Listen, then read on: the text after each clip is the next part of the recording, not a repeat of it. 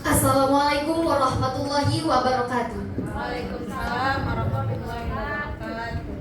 Selamat pagi hadirin yang saya hormati. Perkenalkan, saya Junior Mutia Putri, perwakilan dari MTSN 1 Sumbawa Barat.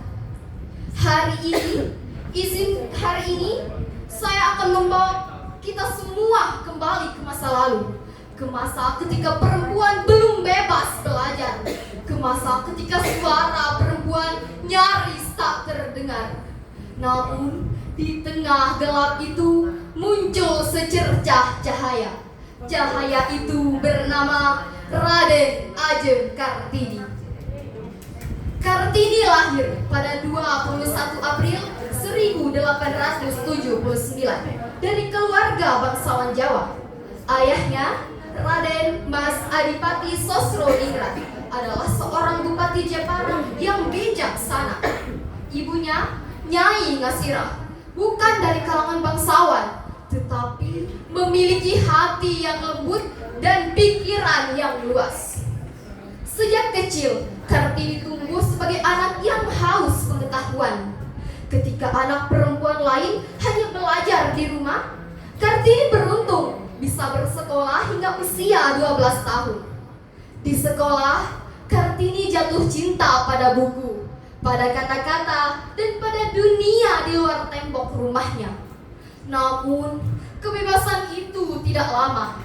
Ketika Kartini beranjak remaja, adat Jawa menuntutnya masuk pingitan. 4 dinding kamar menjadi batas dunianya. Teman hanyalah buku, pena, dan angan-angan tentang dunia yang lebih luas. Justru di ruang yang sunyi itu, tekad Kartini menguat. Ia membaca surat kabar, majalah, dan menulis surat-surat untuk sahabat Belandanya. Dan dari sanalah tumbuh gagasan bahwa perempuan harus mendapatkan pendidikan, bahwa perempuan berhak bermimpi dan berhak menentukan masa depannya. Namun, perjuangan tidak selalu mudah. Kartini hidup di masa ketika perempuan tidak boleh menolak perjodohan. Ia menghadapi tekanan besar ketika keluarganya memintanya untuk menikah. "Nduk, sudah waktunya kau menerima pinangan Bupati Rembang. Ini kehendak keluarga dan adat." Dalam Romo, tapi Kartini ingin mengabdi, ingin bersekolah, dan ingin membuka jalan bagi banyak perempuan. Mengapa Kartini harus berhenti bermimpi? Romo ngerti, Nduk. Nanging sing jenenge adat ora iso dilawan, Nduk. Dalam Romo, jika itu jalan yang harus Kartini tempuh, Kartini akan menerimanya. Tapi izinkan Kartini untuk tetap menyalakan cahaya meski dari balik tirai.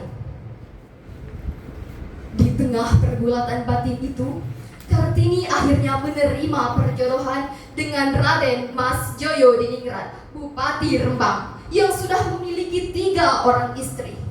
Namun, ia menikah dengan satu syarat. Ia harus diizinkan membuka sekolah untuk perempuan. Dan akhirnya syarat itu terpenuhi.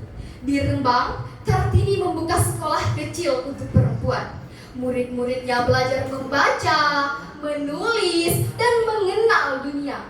Dan disitulah Kartini merasakan hari-hari yang paling bahagia dalam hidupnya. Namun, perjuangan Kartini harus terhenti lebih cepat dari yang kita harapkan.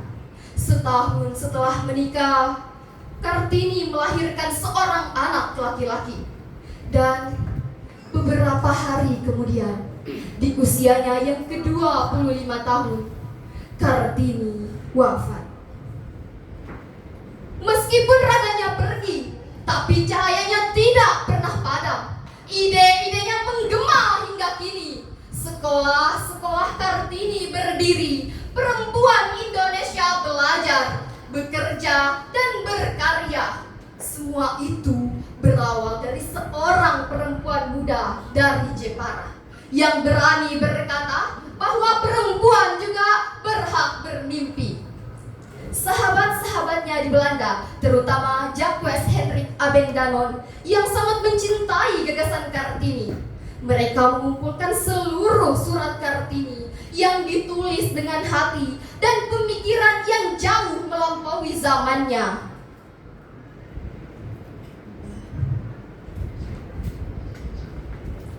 Dan